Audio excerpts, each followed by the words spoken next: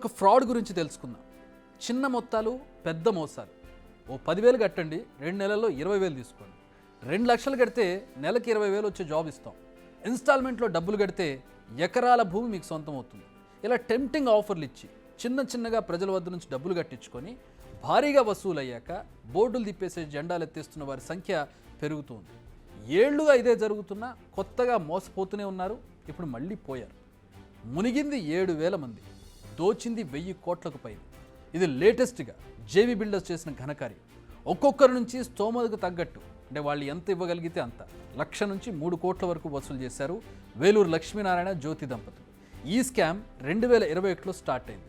తక్కువ ధరలకు భూములు తీసుకుని బైబ్యాక్ ఆఫర్ అని చెప్పారు. 1,00,000 కట్టండి, నెలకు 8,000 వడ్డీ తీసుకెళ్ళండి, గ్యారంటీ కోసం ల్యాండ్ కూడా ఇస్తామంటూ మరో బంపర్ ఆఫర్.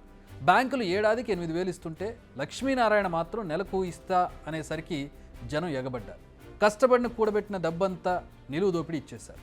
కొన్నాళ్ళు బాగానే ఉన్నా జేవీ బిల్డర్స్ చీటింగ్ తెలిసేసరికి బాధితుల సంఖ్య వేలల్లోకి చేరిపోయింది. జేవీ అకౌంట్స్లోకి అప్పటికే కోట్లలో డబ్బులు చేరింది. అక్కడ ప్రమోటర్స్ పరార్, ఇక్కడ కస్టమర్లు బేజారు.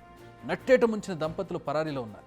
న్యాయం చేయండి అని పోలీసుల వద్దకు వెళితే మీరు చాలా లేట్ చేశారు, ఇప్పటికే వాళ్ళపై చాలా చీటింగ్ కేసులు ఉన్నాయని పోలీసులు ఆన్సర్ ఇచ్చారు.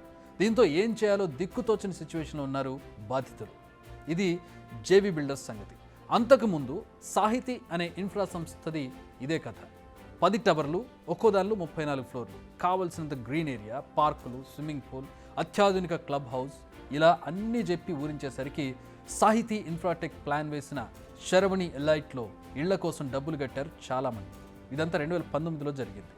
తీరా చూస్తే ఇల్లు రాలేదు, చేసిన పేమెంట్ రిటర్న్ ఇవ్వకపోయేసరికి వారంతా సంవత్సరాల తరబడి ఆందోళన చేస్తూనే ఉన్నారు, ఇంకా జరుగుతూనే ఉన్నాయి. సాహితీ ఆఫీసుల చుట్టూ, పోలీసుల చుట్టూ, కోర్టుల చుట్టూ తిరిగి అలసిపోయారు. వాళ్ళకి ఇప్పటికీ న్యాయం జరగలేదు. న్యాయం జరుగుతుందన్న గ్యారంటీ కూడా లేదు. ఇవన్నీ రియల్ మోసాలు. ఇక జాబ్ పేరుతో చేసే మోసాలు అనేకం. నిరుద్యోగ యువతను టార్గెట్ చేసి సాఫ్ట్వేర్ కొలువులు ఇప్పిస్తామని కుచ్చుటోపి పెట్టే ఘటనలు చాలా చూస్తూ ఉంటాం. లేటెస్ట్గా రైజ్ టెక్ సాఫ్ట్వేర్ లిమిటెడ్ పేరుతో ఓ కంపెనీని సృష్టించి తమ మనుషులే పనిచేసే కన్సల్టెన్సీ ద్వారా నిరుద్యోగులకు ఉద్యోగులు ఇస్తామని నమ్మించారు. ఒక్కొక్కరి దగ్గర 2.5 లక్షలు వసూలు చేశారు. అంటే ఇవన్నీ బ్యాక్ డోర్ ఎంట్రీ కింద మీకు సాఫ్ట్వేర్ కంపెనీలో జాబ్ ఇస్తామని చెప్తారు. ఉద్యోగం వచ్చిందని ట్రైనింగ్ పేరుతో 2-3 నెలలు జీతాలు ఇచ్చి ముఖం చాటేస్తున్నారు. 600 మంది నుంచి ఒక్కొక్కరి దగ్గర 2.5 లక్షలు వసూలు చేసింది ఈ కన్సల్టెన్సీ. ఒక్కో బ్యాచ్లో 60 మంది చొప్పున 10 బ్యాచ్లను ఏర్పాటు చేశారు. ఉద్యోగం వచ్చింది కానీ ప్రాజెక్టులు లేవు, మేము చెప్పినప్పుడు రమ్మని ముఖం చాటేశారు. ఇందులో వీరు స్కెచ్ చూడండి. 2.5 లక్షలు వసూలు, 3 నెలల పాటు అవే డబ్బుల్లో 50,000 60,000 వాళ్ళ ముఖాన్ని కొట్టి జెండా ఎత్తేశారు. అసలు జాబ్ ఇవ్వడానికి ఏ కంపెనీ అయినా ముందు డబ్బులు డిపాజిట్ చేయమని ఎందుకు అడుగుతుంది? ఈ చిన్న లాజిక్ మిస్ అయిన వాళ్ళంతా మోసగాళ్ళ బుట్టలో పడుతున్నారు. పోనీ ఆ కంపెనీకి సంబంధించిన బ్యాక్గ్రౌండ్ వెరిఫికేషన్ చేస్తారా?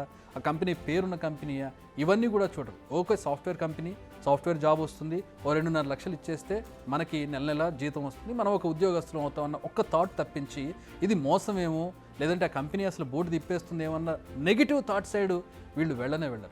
నెలకు 8 రూపాయల వడ్డీ ఇవ్వాలంటే ఏ రేంజ్లో లాభాలు రావాలి? ఆ రేంజ్ బిజినెస్ ఉందా? అసలు అంత వడ్డీ ఇవ్వడం సాధ్యమా? కొంచెం ఆలోచించండి. మీరు మోసపోతున్నారంటే తప్పు మిమ్మల్ని మోసం చేస్తున్న వాళ్ళది కాదు.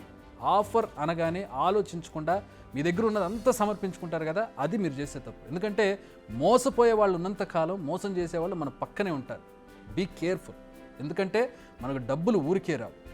డబ్బులు సంపాదించడానికి ఎంతో కష్టపడతాం, కానీ మోసం చేసేవాళ్ళు మాత్రం ఇమ్మీడియట్గా డబ్బుల్ని లూటీ చేస్తారు. ఆ తర్వాత అవి వెనక్కి రాబట్టుకోవడం మనకి చాలా కష్టం అవుతుంది, ఒక్కోసారి అసలు రాకపోవచ్చు.